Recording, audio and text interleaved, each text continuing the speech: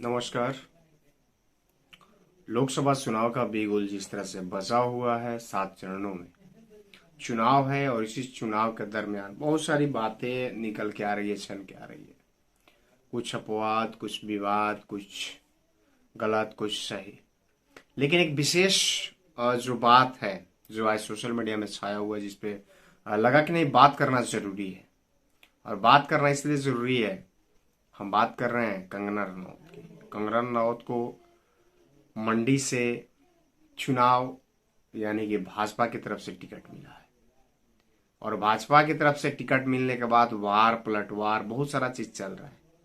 खैर, हम उस पे नहीं जाएंगे, लेकिन कंगना रनौत की ही कुछ बातें हैं जिसको मैं अपने चैनल के माध्यम से आप सभी के बीच रखने चाह रहा हूँ कि आखिर में किस आधार पे कंगना रनौत मंडी में ही, वहां की लोकल है, किस आधार पे वहां पे वोट मांग रही है। जबकि कंगना रनौत का ही बयान है कि 2014 में देश को आजादी मिली। तो जब 2014 में देश को आजादी मिली तो महज आजादी मिले हुए 10 साल हुए। 10 साल में कानून के हिसाब से, नियम के हिसाब से, संविधान के हिसाब से, खैर आपके तो 14 से पहले संविधान भी नहीं था, कानून भी नहीं था, नियम भी नहीं था, कुछ भी नहीं था। सब कुछ बना कोर्ट कचहरी, रेलवे, हवाई जहाज, रोड, सड़क, नाला, बिजली, सब कुछ 14 के बाद ही आया आपके अनुसार, यानी कि कंगना रनौत के अनुसार। उसके पहले इस देश में कुछ नहीं था, कुछ था ही नहीं। यानी कि एनडीए की भी सरकार थी, अटल जी की भी सरकार थी, तो उस समय भी कुछ नहीं था। कांग्रेस की तो आप बात ही हटा दीजिए। जब इनकी सरकार थी, उसके बाद जनता दल की जब 91 में सरकार थी, जिसमें ये समर्थन में थे, उस समय भी कुछ विकास नहीं हुआ। इनके अनुसार, मेरे अनुसार नहीं, इनके अनुसार, यानी कंगना रनौत के अनुसार। इनका बयान है, बड़ी सुर्खियों में चल रहा है कि 2014 में देश को आजादी मिली। ठीक है, 2014 में देश को आजादी मिली तो महज 10 साल का लड़का या लड़की या कोई भी आदमी आपको वोट देगा। फिर 10 साल से ऊपर वाले के पास आपको वोट मांगने जाने की जरूरत नहीं है। वैसे लोगों के पास आपको जाना ही नहीं चाहिए वोट मांगने के लिए, क्योंकि 10 साल से नीचे, 10 साल जो भी है और 10 साल से नीचे जो भी लोग हैं, उनसे आपको वोट मांगना चाहिए और उनके वोट प्रतिशत से आपको जीत हासिल करना चाहिए। आपको 60 साल, 70 साल, 25 साल, 30 साल ऐसे युवा से, ऐसे बुजुर्ग से, ऐसे नौजवान साथी से वोट की अपील नहीं करना चाहिए और ना मांगना चाहिए। सोचिए, ऐसे ऐसे लोगों को भाजपा टिकट देती है, ऐसे ऐसे लोगों को चुनाव मैदान में उतारती है, जिसको ये नहीं पता होता कि देश की आजादी कब मिली, देश में संविधान का निर्माण कब हुआ, देश के संविधान के निर्माण में किसका योगदान रहा, कौन कौन से सदस्य हुए, कितना टाइम लगा। ये सब चीज को इतिहास का पता नहीं, भूगोल का पता नहीं, वैसे व्यक्ति को भाजपा टिकट देती है। और वैसे ये मैडम कहती फिरती हैं कि देश की आजादी 14 में मिली। तो 14 से पहले जो आपने मूवी की, वो क्या अंग्रेजों के शासन में किया आपने? वही तो कांग्रेस के शासन में किया ना। या तो 14 से पहले तो आप मूवी में आई नहीं, 14 के बाद तो आई नहीं, 14 से पहले आप मूवी में थी, बॉलीवुड में थी।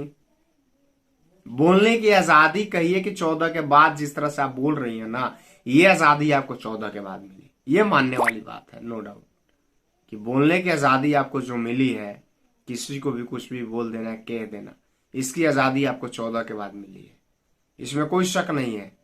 इसको हम भी मानते हैं, पूरा देश मानता है कि आप जो भी बोल पाती हैं अगर, तो ये 14 के बाद इतना बोल पाती हैं। और यही बोलने का परिणाम रहा, यही चमचागिरी करने का परिणाम रहा कि आपको लोकसभा का टिकट हिमाचल से मिला। लेकिन आपको वोट नहीं मांगने जाना चाहिए। 14 से बाद, 14 के टाइम में जो जन्म लिए हैं, उनके पास आपको जाना चाहिए अपना वोट मांगने के लिए। 14 के पहले के जो भी लोग हैं, और खासतौर से मैं उस लोकसभा यानी मंडी के जितने सारे वोटर हैं, उनसे अपील करता हूं कि प्लीज ऐसे लोगों को आप वोट मत दीजिए। उनसे पूछिए कि आप 14 के बाद जो है, 14 के बाद जिनका जन्म हुआ, उनसे लोगों, वैसे लोगों से आप वोट मांगिए। 14 के पहले वाले हम हैं, हमसे वोट मत मांगिए। शायद हमारे हम वहां के अगर वोटर होते, हमसे मांगने आती, तो हम तो मतलब कंगना रनौत के मुंह पे ये बात कह देते कि आप हमसे क्यों वोट मांग रही। आप याद करिए आपने क्या कहा था कि 14 के बाद देश को आजादी मिली है। और ऐसे लोगों के बयानों पे भाजपा समर्थन करती है, कुछ बोलती नहीं है। आज सुप्रिया श्रीनेत ने उनके सोशल मीडिया प्लेटफॉर्म से एक वीडियो या फिर फोटोज जो चल गया है, जिसको सुप्रिया सिंह ने ता करके बोली भी कि नहीं ये क्या मेरे हैंडल सोशल मीडिया में जो चलाया है मैं इसकी छानबीन कर रही हूँ। उसके बाद इलेक्शन कमीशन का नोटिस, उसके बाद भाजपा हमलावर, क्या मतलब मीडिया अलगे है, ये अलगे चिल्ला रहा है। और ये जो चीज जो भी कहती हैं कि 14 के बाद आजादी मिली है, देश में कुछ था ही नहीं, देश को पंगु 14 के पहले बना दिया गया था, 14 के बाद आजाद, ये इस पे मौन हो जाता है। ये जो गोदी मीडिया है इस पे मौन हो जाएगा, उस पे एक काल भी डिबेट नहीं चलेगा। महिलाओं के अपमान की बात कर रहे हैं, मणिपुर में क्या हुआ, उस समय कहां थी कंगना रनौत, उस समय कहां थी स्मृति ईरानी, पूछना चाहिए ना। नंगा वहां पे घुमाया गया औरतों को, उस समय कहां थे ये लोग, उस समय ये गोदी मीडिया कहां थे, उस समय चिल्ला चिल्ला के पूछना चाहिए। उस समय महिला आयोग कहां था, चिल्ला चिल्ला के पूछना चाहिए। क्या आखिरकार में इन लोगों के साथ, महिला के साथ अपमान, गुजरात में बिल्किस बानो के साथ, उत्तर प्रदेश में उसके पार्थिव शरीर उसके परिजन को नहीं दिया गया, पुलिस ने उसको जला दिया। क्या है ये, किसके शासनकाल में हुआ? ये सब राम राज्य में ही तो हुआ है। ये भी 14 के बाद ही हुआ है मैडम कंगना रनावत, ये 14 के बाद ही हुआ है, 14 से पहले नहीं हुआ है, 14 के बाद ही हुआ है।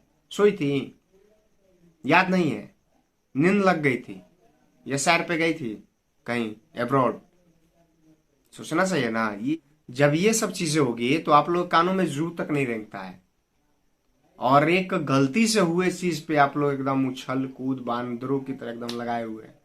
ये हुआ वो हुआ, इस तरह बयान देना चाहिए, माफी मांगना चाहिए। इस पे आला कमान कहाँ है कांग्रेस का? अरे क्या करेगा आला कमान, कौन सा गलत की है? अगर गलती की है तो उसको एक्सेप्ट भी तो कर रही है। आप लोग गलती करने के बावजूद एक्सेप्ट नहीं करते हैं, तो आप लोगों से बड़का महामूर्ख कौन होगा? मणिपुर में इतना बड़ा कांड हो गया, आप लोग कहाँ थे? कहाँ थे आप लोग? कंगना रनौत कहाँ थी? महिला आयोग कहाँ था?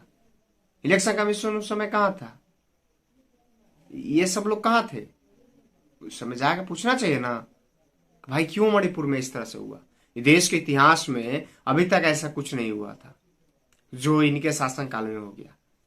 और ऐसी कंगना रनौत को आप लोग वोट दीजिएगा, ऐसे ऐसे ऐसे लोगों को आप लोग मतलब कुछ भी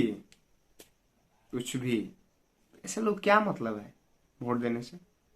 जो 14 के बाद के वोट मांग रहे हैं, 14 के बाद मांगिए ना।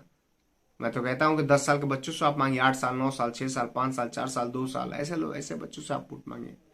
जो 24 में जिसका जन्म हो रहा हो वैसे बच्चों से वोट मांगिए, आपके लिए बेहद होगा।